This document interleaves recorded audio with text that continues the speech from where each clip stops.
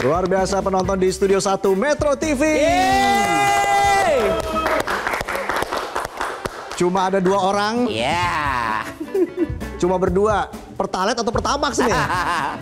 Ubur-ubur ikan lele. Kita mulai, Le. Hey!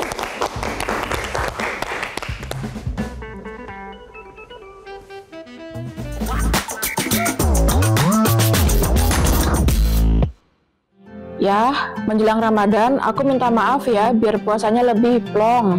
Aku juga minta maaf ya, Bun. Kita mulai lagi dari nol, kayak di pom bensin. Wah, lagi rame tuh, pakai dioplos-oplos juga nggak? Ntar ditangkap loh. Tenang, kalau cintaku padamu, dioplosnya pakai raga dan semua uangku. Ya enggak, ya enggak. Jadi ceritanya raga doang. Waduh, kalau jiwaku ini sudah dibeli sama korporat.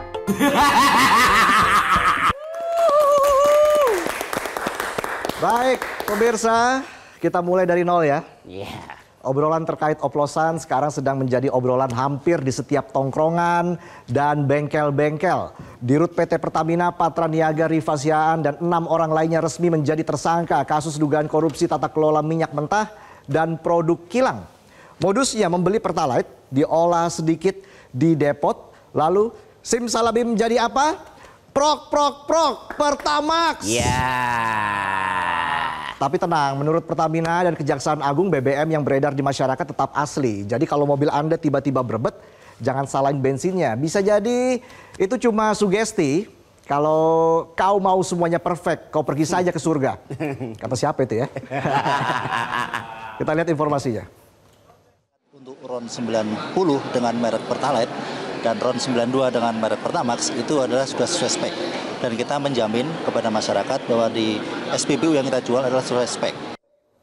Dan untuk memastikan kualitas BBM yang beredar sesuai standar, Komisi 12 DPR dan Kementerian SDM langsung melakukan sidak mengantisipasi kekhawatiran pengguna BBM non-subsidi yang biasanya ke SPBU Pertamina beralih ke SPBU swasta. Yang korup siapa, yang nyapu siapa? Yeah. Ya enggak tahu saya. Nah, kalau soal BBM oplosan, masyarakat udah mulai bisa sedikit tenang. Ya, karena sudah ada jaminan dari DPR dan Kementerian SDM bahwa BBM yang kita beli asli tanpa oplos-oplis. Tapi ada masalah lain nih, yaitu soal nilai kerugian negara yang mencapai lebih dari 193 triliun rupiah per tahun. Kebayang nggak kamu uang 193 triliun rupiah itu? Itu kalau dibeliin kembang buat pacar kamu mandi kembang 7 turunan itu. Lagi stres mikir uang belanja yang gak cukup jelang bulan puasa, dengar ada pejabat nilep duit triliunan, penghasilan gak naik, kolesterol yang naik gara-gara naik pitam. Bukan apa-apa, triliunan men duitnya, masa hal gini harus bohong sih? Iya. Penonton udah pernah belum lihat duit 1 triliun rupiah? Belum. Saya juga belum. Ya, berita korupsi yang muncul di Indonesia akhir-akhir ini agak luar biasa ya. Udah bukan miliar lagi tapi triliunan. Sampai ada klasemen sementara Liga Korupsi Indonesia. Nanti kita bahas di segmen terakhir. Buat yang gajinya masih nggak jauh-jauh dari UMR kan kasihan. Cuma bisa ngelus dada. Saya mimpi dapat duit miliaran aja nggak pernah, apalagi triliunan. Bangun-bangun belum habis itu duit. Yang sekarang jadi pertanyaan besar masyarakat, berapa hukuman yang akan diberikan kepada para koruptor-koruptor ini? Berat, sedang, atau ya gitu deh. Yang pasti meski korupsi masuk dalam kategori extraordinary crime, sepertinya tidak membuat orang takut menjadi koruptor. Penonton ada yang mau jadi koruptor? Nggak. Ada yang mau tadi katanya? Circle-mu siapa? Token di rumah bayar dulu tuh, masih bunyi ya. Oke, lanjut. Dari panggung politik di mana drama dan komedi berpadu dalam harmoni yang tidak terduga. Semua bermula dari instruksi Ketua Umum PDI Perjuangan, Megawati Soekarno Putri pasca penahanan Sekjen PDIP Hasto Kristianto yang meminta para kepala daerah dari partainya untuk menunda ikut retret di Akmil Magelang. Awalnya kabar ini sontak membuat beberapa kepala daerah PDIP dilema, mau ikut takut dianggap balelo, nggak ikut nanti nggak dimasukin grup WA. Beberapa kepala daerah langsung memasang ekspresi bingung, tapi sok tenang. Seperti mahasiswa yang ada ujian besok tapi malamnya nongkrong di BKT. Yeah. Tapi akhirnya 4 hari kemudian sebagian besar kepala daerah dari PDIP memutuskan ikut retret. Ya mungkin mereka sudah sadar kesetiaan kepada partai sudah selesai saat kesetiaan kepada rakyat dimulai. Lanjut lagi kita penontonnya. Lanjut. Ya, yang menarik ada sebagian kepala daerah PDIP di Bali kompak ngeles ikut retret gelombang pertama dan memilih ikut di gelombang kedua saja. Mungkin mereka butuh waktu untuk meditasi politik dulu, menunggu arah angin yang lebih jelas. Oke, melihat situasi makin panas, PDIP buru-buru mengeluarkan klarifikasi. Kata mereka, instruksi itu bukan larangan, cuma penundaan. Sementara itu retret tetap berjalan. Bahkan Wakil Presiden Gibran Rakabuming Raka hadir sebagai pemateri menyampaikan asta-cita konsep pembangunan masa depan. Namun anehnya sesi Gibran justru sepi dari penanya. Mungkin para peserta masih sibuk memproses drama politik yang baru saja terjadi atau mereka sedang menunggu restu untuk mulai bertanya. Pada akhirnya PDIP harus menerima kenyataan bahwa instruksi Megawati telah menimbulkan polemik. Seperti film Warkop, maju kena, mundur kena. Yang jelas, rakyat hanya bisa mengamati sambil berharap drama politik ini tidak berdampak pada harga cabai di pasar. Kita lanjut ya, penonton. Oke, Midnight Friends yang budiman. Kali ini ada berita soal superhero. Nah, ini dia nih. Judulnya Superhero. Bukan deng. Ternyata Super Holding dan Antara. Ya, dan antara kita berdua selamanya sampai mati itu kata-kata buaya yang lagi deketin mangsanya. Tapi kalau yang satu ini Danantara, ya, Danantara konon akan membawa kita ke perekonomian kelas dunia dengan aset sebesar sekitar 900 miliar dolar atau setara 14.000 triliun rupiah. Bayangkan dengan aset sebanyak itu kita bisa beli klub bola Eropa, bubarin klub juga bisa, menyulap semua jalan di Indonesia jadi bebas macet nggak bolong-bolong, atau ya setidaknya kalau mau diirit-irit bisalah buat benerin jembatan yang sering roboh. Asetnya Donald Trump bisa dibeli. Tapi sebelum tinta keputusan presiden ini kering dan Antara sudah disambut dengan pertanyaan, ini super holding atau super polemik? Mau dibilang mega proyek? Iya. Mau dibilang mega bingung? Juga iya. Karena meskipun sudah ada undang-undang BUMN yang baru, status dan kewenangan Danantara ini masih membingungkan, bahkan dianggap inkonstitusional. Presiden Prabowo dengan tegas bilang, tenang, Danantara bisa diaudit oleh siapa saja. Kita dengarkan informasinya. Prinsip yang sama akan menjadi fondasi dalam pengelolaan Danantara Indonesia. Danantara Indonesia untuk itu harus dikelola dengan sebaik-baiknya, dengan sangat hati-hati, dengan sangat transparan, dengan saling mengawasi, harus bisa diaudit setiap saat oleh siapapun. Karena ini sekali lagi adalah milik anak dan cucu kita, milik generasi penerus bangsa Indonesia. Wah keren, jadi kita bisa lihat transparansi keuangan super holding ini. Eits, tapi tunggu dulu, realitanya siapa saja? Rakyat biasa? Nggak mungkin. Mahasiswa yang kritis? Bisa-bisa dibilang kurang baca buku. Pakar ekonomi? Bisa dibilang nyinyir. Belum lagi kalau kita lihat jajaran petinggi Danantara, CEO-nya juga menteri investasi. Ini ibarat wasit ikut jadi striker. Kalau offset ya nggak usah disemprit, lanjut aja golin. Sementara itu bursa saham Indonesia ikut deg-degan melihat peluncuran Danantara. Tapi bukannya investor senang, beberapa saham BUMN malah anjlok. Loh kok bisa? Ya mungkin karena orang-orang masih bingung ini super holding atau super boring. Kalau kata Dilan, kamu nanya. Kamu nanya soal harga saham, kamu nanya. Kamu bertanya-tanya. Kalau kamu nggak kuat lihat harga saham, biar aku aja ya. Kamu nanya. Tapi di tengah euforia dan kegelisahan ini, pertanyaan besarnya adalah apakah Danantara bakal beneran jadi superhero penyelamat ekonomi? Atau justru nambah daftar polemik nasional.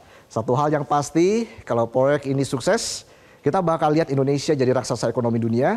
Kalau gagal, ya tetap kita akan melihat Indonesia jadi raksasa ekonomi dunia di dalam mimpi. Satu lagi, jangan lupa siapkan uang dan leher Anda buat dicekek pajak untuk nambal APBN. Oke, boleh tepuk tangannya penonton. Terima kasih. Itulah sajian kami dalam Midnight Live. Sesaat lagi kami akan hadirkan tamu istimewa. Siapa dia? Dia siapa? Tetaplah di Midnight Live.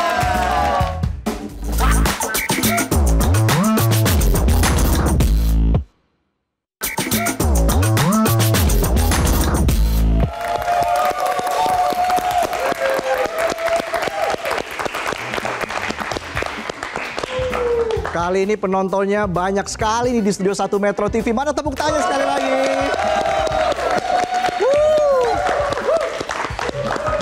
Penontonnya campur-campur ya. Ubur-ubur, ikan lele. Penonton apa oplosan? Pemirsa, seperti janji saya tadi, kali ini saya hadirkan tamu istimewa. Tinggi badannya 177 cm. Nah, udah tahu belum siapa dia? Dia siapa? Kita sambut, ini dia, Fitra Eri. Mas Fitra, apa kabar? 176 cm ya? Sekarang udah turun? Enggak, Mas Reza. Oh saya? Iya. Saya 172 cm. Oh ya, Ya. rambutnya aja yang tinggi ya. Memang jambunya dinaikin sengaja Mas. Biar bisa menyamai Mas Fitra lah setidaknya. Siap. Oke, Mas Fitra, tepuk tangan yang paling meriah dong. Ini kalau ngomongin soal mobil, ya ini dia ini pakarnya ini, Mas Fitra Eri. Yang nggak punya mobil pun sampai nonton Mas Fitra review mobil. Bukan. Buat ngerasain, oh Rolls Royce begini, Ferrari begini, termasuk saya Mas. Iya. Sebenarnya saya bukan pakar, sekalian review mobil, sekalian belajar juga. Banyak pakar yang lain. Sekalian beli juga. Ya itu kadang-kadang, kalau Iya. hilaf. Oke, silakan Mas Fitra. Oke. Ya. Jadi kita berdiri sama tinggi, duduk tidak sama rendah ya? Iya, karena memang kursi saya ketinggian ini kayaknya ya. Hah? Mejanya juga tinggi nih. Mas Fitra, ini lagi ramai soal BBM oplosan Mas Fitra Eri. Mas Fitra sendiri pernah nggak ngalamin isi BBM ternyata BBM-nya kotor atau oplosan? Pernah, tapi itu zaman dulu banget ya. Jadi waktu saya mahasiswa gitu ya, waktu itu banyak sekali SPBU tuh yang nakal lah gitu ya. Jadi suatu saat isi bensin kok mobilnya berebet. Tapi waktu itu dioplosnya lebih jahat sama minyak tanah waktu itu. Sama minyak tanah? Iya, jadi tapi sekarang udah nggak pernah kejadian lagi. Justru kan yang isu terbaru ini ya bensin dengan bensin dioplos menurut dugaannya kan. Sebentar, sudah sejak mahasiswa punya mobil. Orang kaya ini. Ini orang kaya ini. Hah? Jadi Saya mahasiswa masih naik angkot Mas Fitra. oh, sama. Jadi semester 1 itu saya harus naik kendaraan umum. Walaupun orang tua saya punya mobil. Harus IP-nya bagus dulu, baru dipinjemin mobil. Oh, dipinjemin mobil. Dipinjemin. Dan jadi hak milik dong? Enggak juga, Enggak juga. balikin juga. Akhirnya dikembalikan juga. Akhirnya dibalikin. Wah, itu mobil legend loh, itu bisa dibilang mobil pertama Mas Fitra jangan-jangan. Enggak, saya nggak nganggap mobil pertama, mobil pinjeman itu. Oke, tapi memang ada kesan sendiri ya. Iya, terhadap pasti. mobil itu Mas Fitra mungkin belajar nyupir dari mobil itu, atau sebelumnya sudah Belajar banyak hal lah di mobil itu. belajar Namanya banyak juga hal. mahasiswa. Banyak hal ya. Oke. Ketika misalnya nih Mas Fitra ya, bensin oplosan itu masuk ke mesin mobil, sebenarnya dampaknya seperti apa sih? Efek pertama yang dirasakan oleh mobil itu sendiri seperti apa Mas Fitra? Tergantung dioplos dengan apa. Karena minyak tanah misalnya tadi itu. Ya udah pasti kualitasnya menurun, nilai kalornya menurun, densitasnya berbeda, viskositasnya berbeda, angka oktannya juga pasti turun. Itu mesin bisa kehilangan performanya, bahkan bisa sampai kerusakan mesin. Itu yang parah ya. Tapi kalau misalnya bensin kita dioplos dengan yang lebih bagus, bensin kita akan naik kualitasnya. Karena oplos itu tidak selalu berarti negatif. Ya. Oplos itu kalau kita buka KBBI artinya mencampur. Mencampur. Ya sama dengan blending, cuman konotasinya sering dibuat negatif. Jadi kalau bensin kita oplos tergantung oplosannya apa. Kan sekarang ramai juga nih kan, Ya. membedakan oplosan dan blending Mas Fitra. Ini Mas Fitra Ya satu bahasa Inggris, satu bahasa Indonesia. itu aja ya. Padahal yang ngoplos begitu ya Mas Fitra. Kayak cat itu juga dioplos. Apakah Iya. berarti negatif? Cat rumah untuk mendapatkan warna yang kita mau tuh dioplos warna satu dengan warna yang lain. Jadi dampak terparahnya itu bisa langsung turun mesin atau? Oke, sekarang kita kalau anggapannya dioplos dan akhirnya tidak sesuai dengan standar. Ya. Nah, mobil ini berbeda-beda. Tapi yang sama, kalau sebuah mobil kita berikan bensin yang di bawah requirement minimalnya, di bawah kebutuhan minimalnya, yang paling ringan itu tenaganya jadi berkurang, konsumsi bahan bakarnya jadi lebih boros. Oke. Di kasus yang lebih parah, tergantung teknologi mobilnya, menggunakan oktan yang lebih rendah itu mobil bisa ngelitik, dan ngelitik itu bisa merusak mobil dalam jangka panjang atau maupun dalam jangka dekat. Tapi kalau mobil berebet misalnya, kan sekarang banyak yang ngeluhin tuh, mobil berebet, apakah memang dampak utamanya karena bensin oplosan atau ada faktor lain? Nggak bisa langsung ditetapkan bahwa itu karena bensin oplosan. Mobil mogok, mobil berebet itu banyak faktornya. Kalau kita mau case by case, kita bisa cari tahu satu persatu, tapi kita tidak bisa mengeneralisir bahwa mobil berebet pasti karena bensin, itu tidak bisa. Yang jelas masa mobil itu akan berkurang lebih cepat ya? Kalau menggunakan bensin yang di bawah kebutuhan minimalnya. Istilahnya makanan, bensin itu makanan untuk mesin. Makanan kalau kita makan yang sehat, badan kita akan sehat. Begitu juga kalau makanan kita mengandung racun, badan kita akan sakit. Begitu juga dengan bensin. Oke, nah itu dia. Dengerin tuh Mas Fitra Eri, makanan juga harus dijaga ya. Dan juga makanan untuk mobil juga harus dijaga kualitasnya. Jangan asal ngoplos aja ya, Mas Fitra. Oplos boleh, asal ngoplos jangan. Asal ngoplos jangan, apalagi dioplos dengan minyak tanah. Itu yang paling berbahaya untuk mobil. Tapi itu kan sekarang udah, saya rasa udah nggak ada kejadian itu udah lama sekali dulu. Oke. Nah kalau yang dioplos Pertalite, Pertamax itu gimana Mas Fitra? Oke. Pertalite oktannya 90. Pertamax oktannya 92. Kalau kita ngomongin oktan itu dia volumetric base. Volumetric base itu artinya kalau 50% oktan 90 dan 50% oktan 92 kita campur, oktannya akan menjadi 91.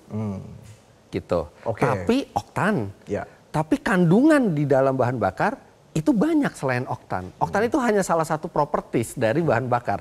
Ada densitas, ada viskositas, ada calorific value-nya, kemudian ada deterjennya, pembersihnya.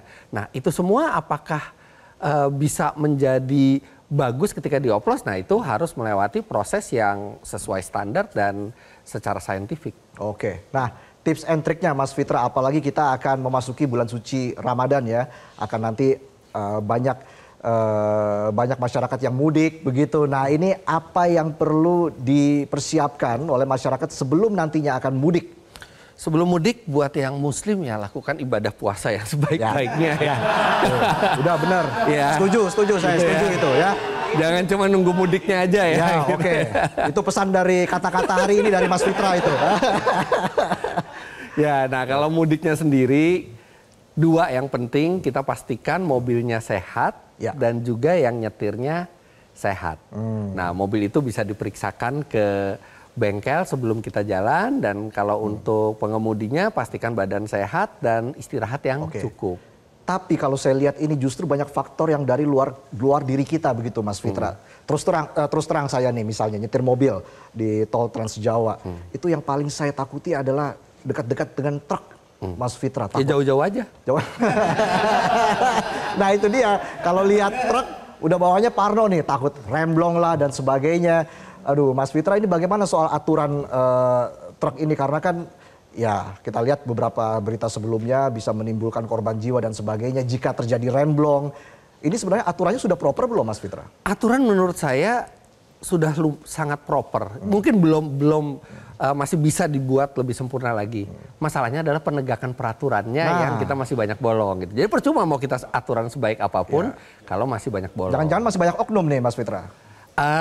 Ya mungkin saja ya, karena kita lihat bahwa yang pakai kasat mata, truk yang over dimension aja itu masih banyak yang berkeliaran di jalan. Padahal kalau misalnya peraturan ditegakkan dengan benar, truk itu nggak boleh overload, nggak boleh over dimension, dan itu tidak boleh ada di jalan mestinya. Tapi kan kita lihat masih ada. Iya, tapi masih ada ya. Jadi memang aturan itu harus benar-benar ditegakkan ya Mas Fitra. Karena kan... Ya dong, kalau nggak buat apa ada aturan? Nah, itu dia. Apalagi juga yang ramai itu soal lane hogger ini. Bikin macet katanya karena kecepatan statis di jalur mendahului. Apakah memang aturannya juga sudah proper terkait dengan lane hogger ini? Kan kalau kita masuk jalan tol itu ada jelas. Lajur kanan hanya untuk mendahului. Jadi kalau kita tidak mendahului ya kita balik ke lajur kiri. Iya. Jadi ya itu sudah ada papannya besar-besar di situ. Tapi masih banyak kita temui di jalan ya Mas Fitra. Ya, jadi mungkin kalau ada land hogger kita bisa anggap aja mungkin buta huruf. Oh, dia. iya.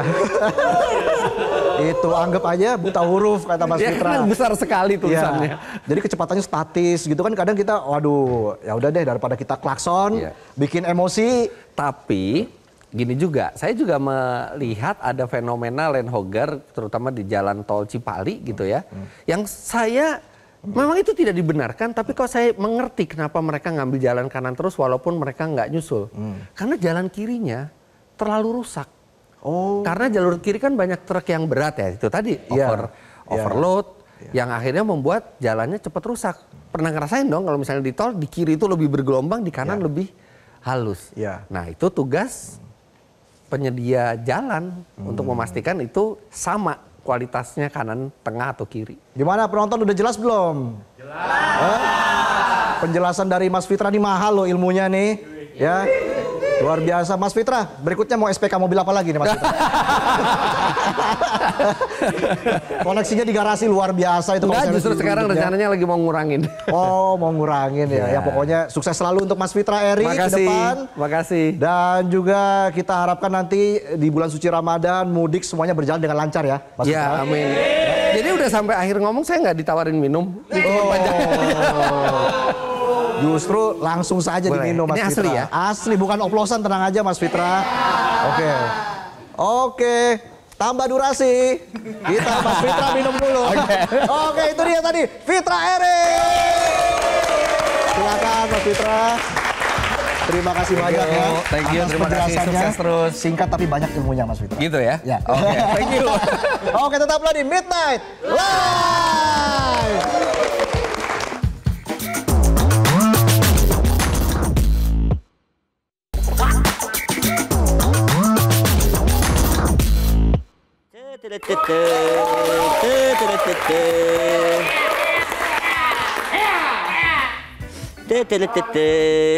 Hai. Tong, Oi. ngapain Tong? Ngelap-ngelap sepatu, santai bener sambil siul-siul, nyanyi-nyanyi. Ya, ini kan saya ngikutin kepala daerah yang di Magelang. Masa? Iya, mereka Emangnya tuh kepala daerah di Magelang disuruh ngelap sepatu dan sebagainya? ya mereka kan di sana harus mandiri, nggak ada ajudan, nggak ada apa. Harus Ikut retret. Iya. Oh iya. Namanya Serius juga- itu? Serius, lihat aja nih. Ada videonya, Bung. Coba kita lihat. Sepatunya pakai lap ini kan, lap mobil. Iya. Coba. Setiap hari bersihin sepatu sendiri Kak? Iya, siap. Kalau di rumah sih kadang-kadang udah ada yang bersihin dulu. Kadang-kadang, pasti setiap hari udah bersihin duluan. Wamen. Nah, terlihat agak kaku. Ini iya, tapi karena ada Pak Wamen saya jadi. Wah, ini langsung. Wah.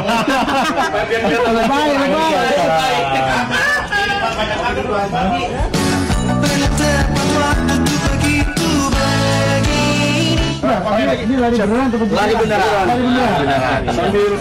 Sambil pantau. Oh iya ya, bener. Iyalah. Ngelap sendiri.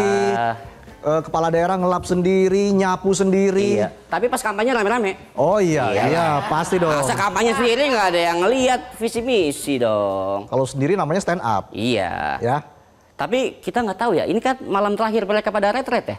bener. Malam terakhir ini. Ada apakah ini?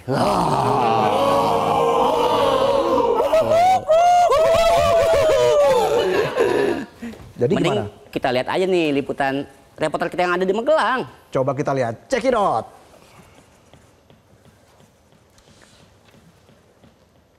Kita lihat informasinya. Belum ada ternyata. Oh, ternyata Tong Apa tuh? materinya. Ini dia. Iya. Belum ya? Materi soal ini makan-makan ternyata Oh, Tong. ternyata belum ada materi. Iya. Laporan langsung belum ada nih ya? Belum ada, Ya. belum ada. Jadi kita Saya ini lagi nih ngelap lagi. Tapi menurut saya Bung, kepala daerah di Magelang mandirinya jangan pas di Magelang doang. Iya. Pas udah balik ke daerahnya masing-masing, ya tetap mandiri dong. iya, Meskipun ada ajudan ya. ada ajudan dan kalau di jalan itu ya kalau bisa inilah jangan pakai rotator. Tonton tetet, tonton tetet. Iya.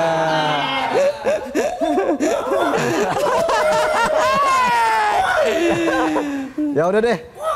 Gimana kalau kita langsung lihat informasi soal makan-makan ini, Tong? Wih, seru nih. Iya. Makan apa nih kali ini nih? Makan Pajero. Lah, mobil dia makan? Enggak, beda. Ah, beda. Pajeronya beda. Arogan? Enggak dong. Oh, itu oknum yang arogan. Oknum aja, maaf. Oke, seperti apa kenikmatan dari Pajero? Yo. Ini dia informasinya. Halo pemirsa Metro TV, saya Alma Rosana baru balik liputan nih. Dan sekarang udah jam 11 malam, bingung lapar mau makan apa. Dan ternyata di daerah Cipete, Jakarta Selatan nemu salah satu warung makan nasi Pajero. Ini menarik banget ya. Dan karena baunya udah harum banget nih, kita sambil tanya-tanya kira-kira di sini menu rekomendasinya ini ada apa aja sih. Yuk.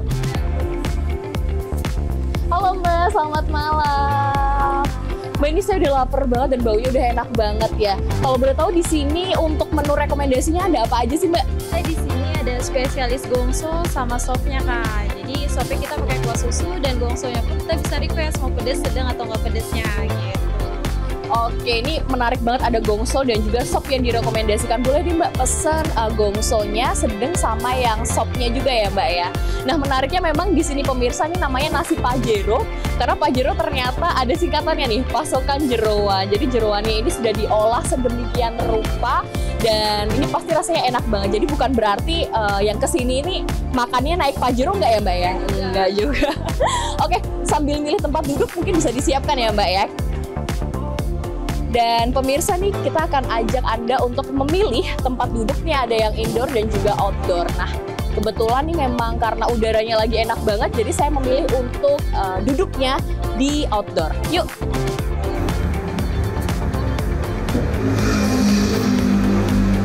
Wah, ini baunya udah enak banget. Oke, ini yang sop ya. Oke.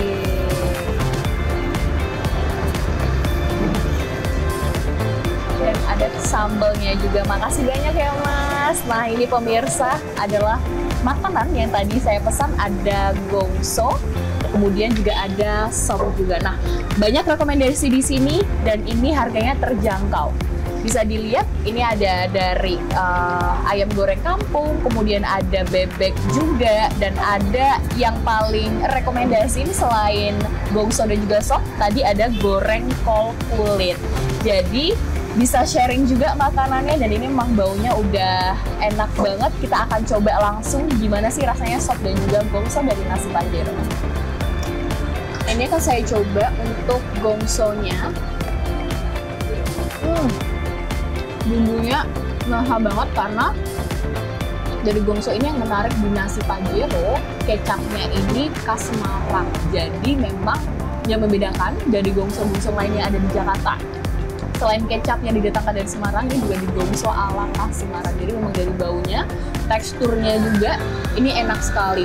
Nah, untuk gongso ini memang ada dua pemirsa, yang gongso daging sapi dan juga untuk jeroan. Dan untuk jeroan, ini menariknya karena sudah diolah sedemikian rupa ya. Jadi teksturnya ini juga kenyal, kemudian nggak ada bau amisnya juga.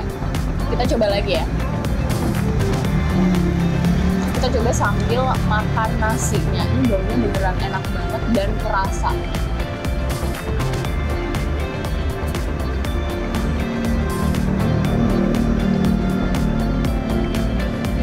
Dan untuk tekstur dagingnya, ini juga nggak alot, jadi bisa langsung dikunyah, kemudian juga nggak ada sisa-sisa yang kayak daging alotnya itu nggak ada pemirsa.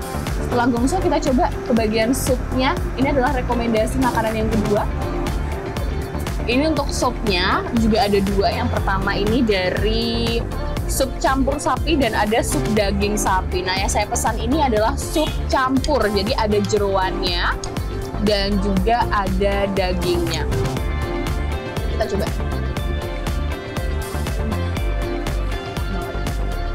Ini karena yang membedakan dari makanan atau sop lainnya, ini kuahnya ini dari susu. Jadi memang terasa lebih gurihnya ya untuk sopnya juga. Dan kita akan coba lagi untuk pakai nasi.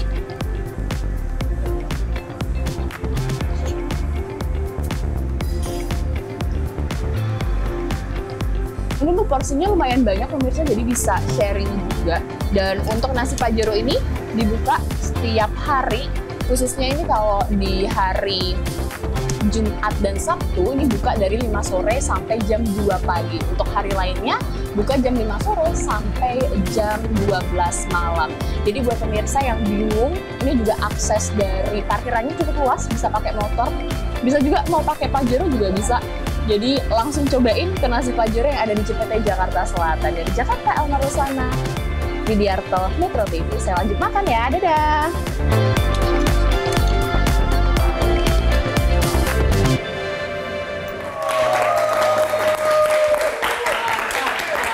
Ngapain dong? Mau makan Pajero. Makan Pajero atau mau ketemu Elma jangan-jangan? Ya. Berarti saya kalau bawa Xenia masih makan Pajero bisa ya? Bisa. Aman ya. Kalau bawa motor bisa. Bawa motor bisa ya. Makan Pajero. Itu sepatu dianggurin aja? Emang 4 orang. Oh, sepatu orang. 4 orang. Ngapain dibawa? Saya emang ngelap-ngelap doang. Oh. Kirain siapa tahu bisa jadi ajudan bupati atau wali kota kan, kasihan dia. Oh, iya. Saya boleh minum ya? Boleh. Boleh. Campuran nggak tuh? Oplosan? Oplosan ya? Oke. Tawar, dingin lagi. Iya. Jadi gimana, Tong? Jadi saya rasa kita iklan dulu. Iklan dulu? Iklan dulu. Gak apa-apa? Karena ada berita, kabar gembira pokoknya. Wah. Setelah jeda saya akan memberikan kabar gembira buat Anda semua. Ini kabar A1 nih? A1, kalau bisa breaking news nih. Wih, langsung nih. Sabar. Saya juga produser saya. Saya presenter juga saya. Tapi saya nggak punya gunung. Kayak kenal tuh kata-katanya siapa tuh. Siapa ya? Pokoknya ada informasi yang... Oh, ada menggembirakan. Menggembirakan ya? Pokoknya. Terkait? Nah, terkait apa nih? Rahasia. Oh, rahasia. Baik, nanti kita hadirkan setelah jeda iklan ya. Tetaplah di Midnight Live.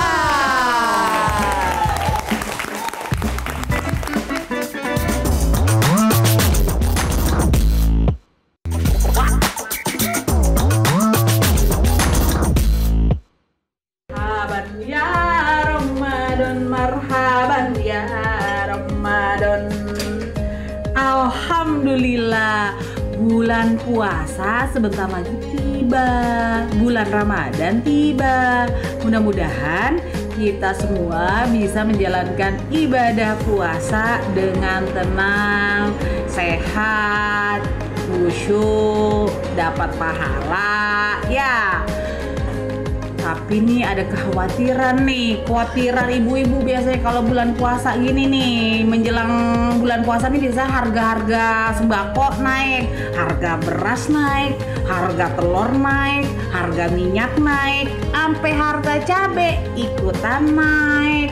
Sementara uang belanja kagak naik. Ya, mudah-mudahan nih pemerintah nih dengar ya keluhan ibu-ibu nih. Untuk tahun ini mah nggak usah pakai naik gitu ya.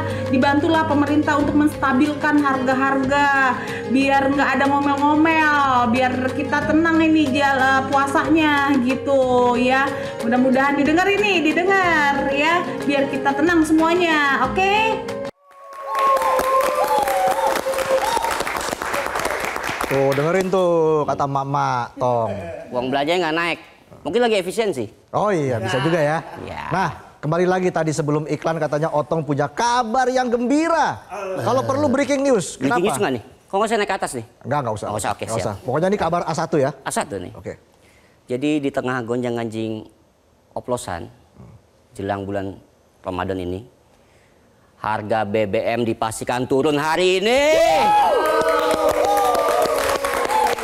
Bentar. Jangan bilang di Vietnam. Masa Vietnam mulu? Bener nih? Di Jamaika. Di Jamaika. Ada beritanya. Bener ini? Ini saya dikutip dari Jamaica Observer. Jamaica Observer. Jamaica Observer. Ulangi. Jamaica Observer. Jadi harga bensin dengan oktan 90 turun harga menjadi $160,42 Jamaika per liternya. Ya. Kalau dirupiahin sih 16 ribuan lah. Kenapa sih kita harus bahas Jamaika, Tong? Kan sama-sama BBM. Aduh, kirain Ada berita gembira lainnya. Masih ada nih? Masih ada. Berita Jadi, apa lagi? selama bulan Ramadan, Badan Gizi Nasional tetap mengadakan makan bergizi gratis. Ini ada nih. Jadi walaupun bulan suci Ramadan, bulan puasa tetap ada MBG. Iya kan mayoritas organisasi kan muslim. Ya. MBG kan biasanya makan siang nih. Ya. Jadi Badan Gizi Nasional akan menyusun rencana menunya tuh yang bisa dibawa pulang. Apa aja menunya? Dan bisa dimakan pada saat buka. Menunya bisa yang tahan lama ya. Ada telur rebus, kurma, kolak, sampai kue kering. Wih, sampai kue kering? Iya, kayak nastar gitulah. Oh. Jadi saran saya nih buat penerima makan bergizi gratis nih, kan dapat nastar tuh tiap hari. Kumpulin aja sebulan. Dikumpulin sebulan buat apa? Lama-lama jadi stoples buat lebaran. Oh iya iya. Lumayan kan ngisi kaleng rangginang. Bisa. Ini sarannya boleh juga dong. ya. Mungkin ya, saran aja saya. Ya, saran aja. Bisa diterima, bisa ditolak. Ya. Kalau terima syukur, ditolak ya terima dong. Oke, ini berita bahagia pastinya. Bahagia ya. tentunya. Nah, tapi selanjutnya ini loh, kita bahas soal Liga. Wih, berita olahraga dong. Bukan, Liga Korupsi Indonesia. Iya. Lihat tuh, nomor 1 korupsi PT Timah. Wih, gede banget 300 triliun. Yang kedua korupsi PT Pertamina. Wih, 198 triliun. Kalau 4 besar lolos ke Liga Champion nih, Tom. Iya. Takutnya yang bawa degradasi. Nah, itu dia. Semoga tidak ada degradasi datang yang baru lagi korupsi ya. Mudah-mudahan negeri ini bersih. Amin. Bebas dari KKN. Bebas dari oplosan. Di Jamaika. Nah, kita lihat lagi informasi yang selanjutnya ini info soal apa lagi, Tom? Kalau yang ini saya nggak berani bacain. Mendingin Anda aja yang bacain.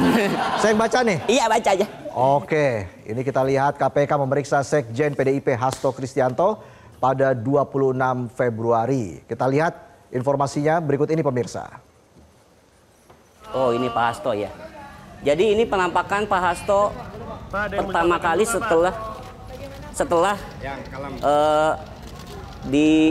ditersangkakan ya. Ya, ditetapkan sebagai tersangka oleh KPK. Ditahan oleh KPK. Ini muncul lagi ya. Ya. Diperiksa lagi oleh KPK ya. Betul sekali. Dan kita lihat bersama pemirsa, Hasto mengaku dicecar 52 pertanyaan yang menurutnya penggalian informasi ini hanya mengulang pertanyaan sebelumnya. Ia menilai KPK tengah mengulang kasus lama yang sejatinya sudah berkekuatan hukum tetap. Udah? Dulu, periksa dulu. Siapa Pak? Saksi siapa? Periksa dulu, kan belum tahu. Saksi siapa? Periksa dulu, nanti saya keterangan. Itu dia tadi Tong, Hasto Kristianto. Coba kita lihat lagi gambarnya tadi ketika diwawancara ya, Tong ya. Kira-kira apa yang berbeda ya? Iya, kayak ada yang beda ya. Kayak ada yang beda kan? Iya. Coba apa ya? Kacamatanya sama. Kacamata sama. Kewibawaan sama. Sama. Apa? Rompi masih oranye. Ya. Yang beda apa ya? Apa Tong? Kumisnya dipangkas. Kumisnya dipangkas. Oke. Baik. Itulah tadi sajian kami di Midnight Live ya. Seru banget ada Fitayani tadi. Aduh, seru banget. Seru banget kan? Saya nggak diajak. Ya, jadi kalau mau milih-milih mobil mana yang paling baik, tadi langsung ngobrol ke Mas Fitra Eri. Iya dong, saya nggak diajak tadi. Hah? Saya nggak diajak. Kamu kan tadi lagi retret apa gimana? Saya juga produser di atas. Terus apa lagi? Ya sudah, kalau buat... Saya juga apa lagi? Saya juga... Apa? Saya juga presenter. Saya juga komedian. Saya juga komedian. Banyak ya? Iya, komedian nggak tahu ya. Tapi gimana Tong? Hari ini tampil di Midnight Live sudah 3 episode. Alhamdulillah, semoga gaji naik ya. Dan kita banyak informasi tadi ya. Iya, banyak banget informasi. Soal retret. Retret juga ada. Yang malam ini malam terakhir. Malam terakhir. MBG juga ada informasi tadi. Soal MBG. Dan yang penting adalah harga BBM turun. Ya, di Jamaika. Di Jamaika. Oke. Kritik dan saran kirim ke Midnight Live at metrotvnews.com. Nah, terima kasih kepada penonton. Sudah hadir di sini, walaupun campur-campur kayak oplosan ya. Tetap memeriahkan suasana Midnight Live dalam 1 jam terakhir ini. Kata-kata hari ini, Tong. Jika cinta bertepuk sebelah tangan, jadi gini nih. Oke. Dadah, terima kasih.